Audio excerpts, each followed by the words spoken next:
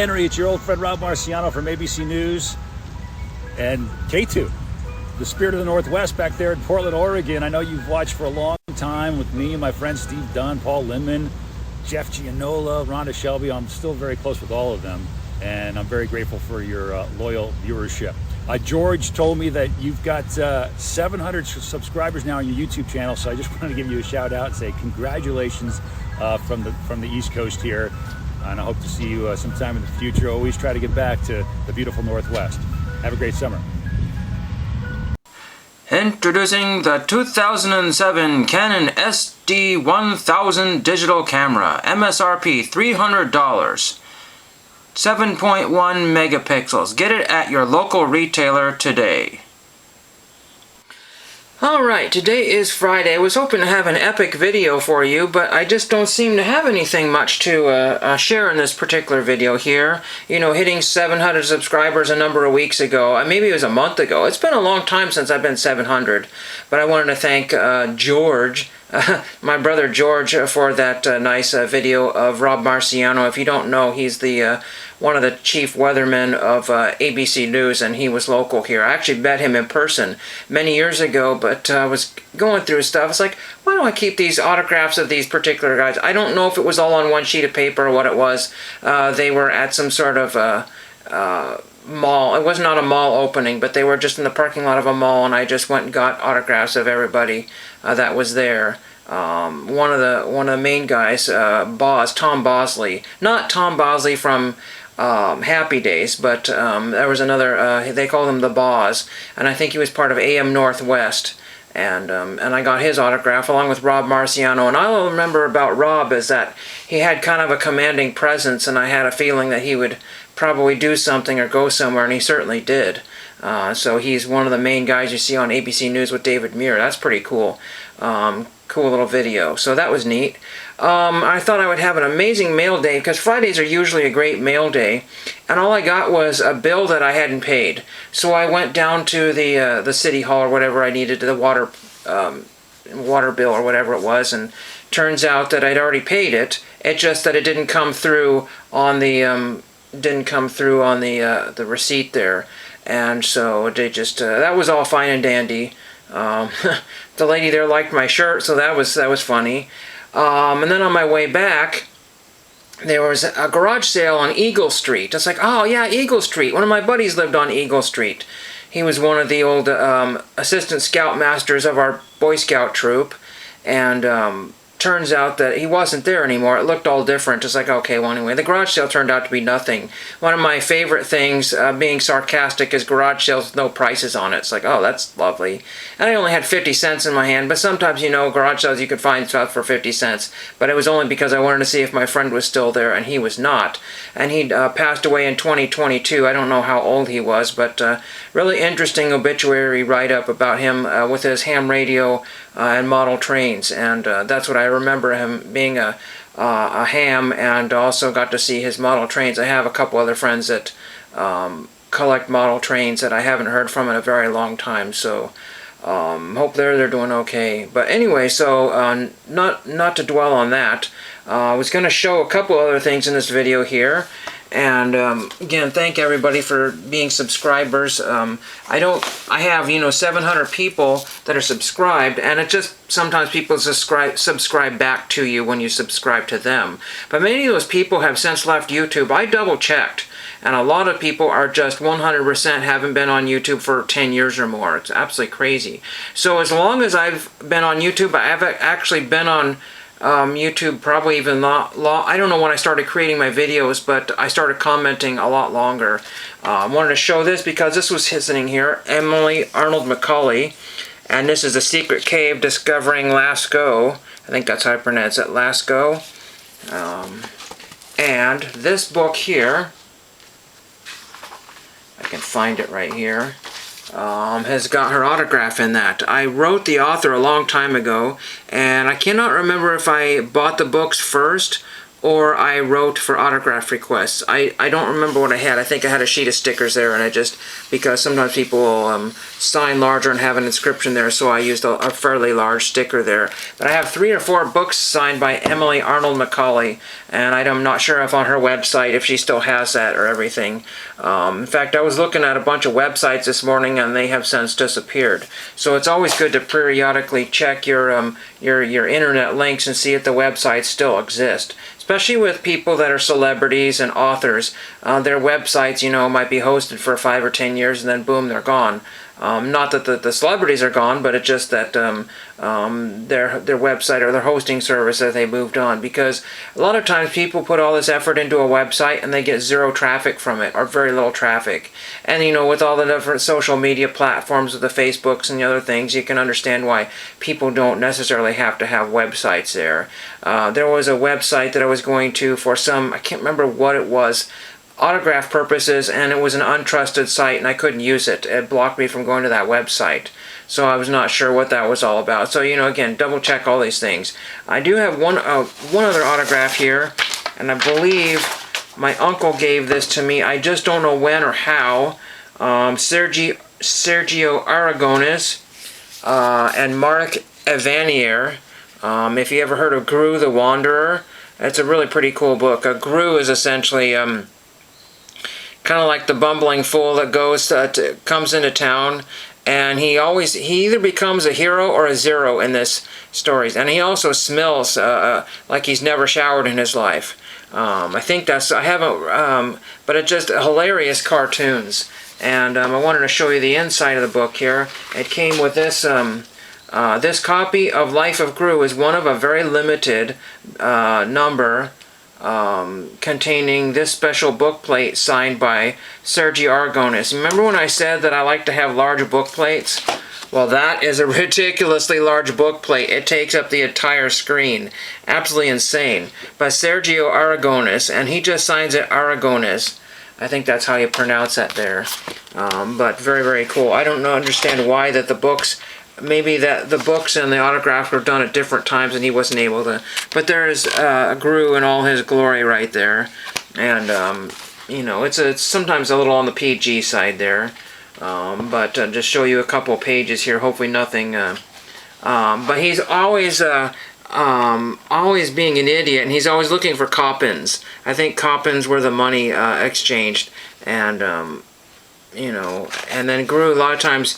He's essentially like a Jim Varney. He's a Jim Varney. He accidentally does cool things and becomes a hero sometimes. He didn't realize what he had just done. Maybe he knocks over an ox cart and the ox goes flying, and then like half the city block is gone. And then what happens is that there's a couple guys complaining, and then like the other half of the city are all happy because the ox cart went flying down the road and it knocked over this water thing, and all the burning buildings are now saved. And that's exactly what happens in Gru. It's 100% exactly what happens in Gru, so that's pretty cool. But unfortunately, like I said, this channel has been based on mail days, and mail days are absolutely 0. But I did go and purchase 3 more lots of those $5 stamps. I mean, it's absolutely steal for $5. So I spent, what, $15 or $16? I don't remember. Maybe it was $5 or $6. I don't remember the exact price there. But I wished I had the seller's link there. You can probably look for it on eBay. Just type in, below face or face value postage. And a lot of it was actually mint condition. That's perfect for stamp collections. Some of it was absolutely what they call toned. So if you like, here's a book here. Here's a book that has not stood the test of time. This is Congo Boy, an African folktale. It's a very good book here. But you can see the pages are starting to tone and turn brown, and that's what some of the stamps were doing. But they were perfectly usable for books. So I didn't get very many brown-toned ones there. And in that particular lot, I've got very, very few Christmas stamps, so that was even better. And the seller even gave me bonus stamps, maybe because I'm a first-time buyer from him. I do not know exactly. I do not expect to get bonus stamps a second time, but if the guy seems to want to do that, that's perfectly fine.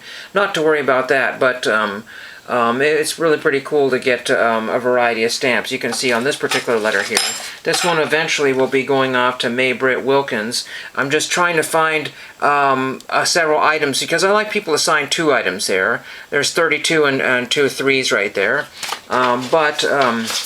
I showed you this card earlier here, but it is a super ridiculously glossy card there. And some of the older celebrities sign in pen, and the only way you can sign this is by etching your name into the plastic. And then, or they can sign the back of it. The back is not too terrible there.